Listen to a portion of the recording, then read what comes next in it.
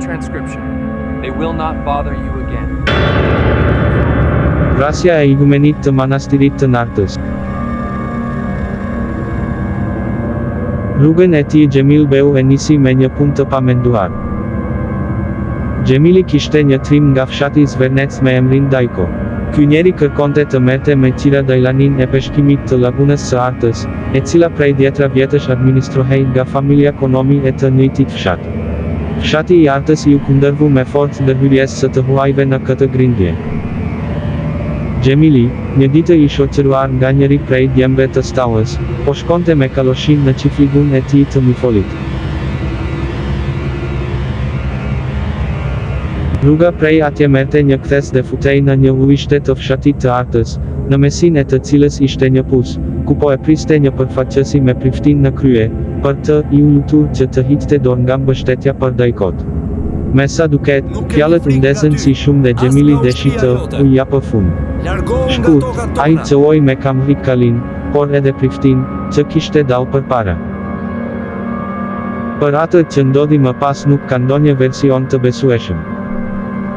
Banorët e fshatit thonë se Kali u trëm, kërceu përpjet dhe e hodhi kaloshinen me tij që qenë mbitë në një hendek të thellë me ujë.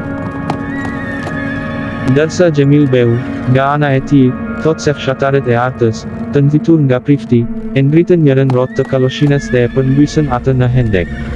E vërteta është që në këtë rast Xhemil Beu ju nxi faqja. 3 ditë më vonë, një mëngjes fshatarët e Artës, të tmerruar, gjetën kokën e prerë të priftit mbi qemerin e pusit. Kështu faqja e Xhemil Beut ishte zbardhur përsëri.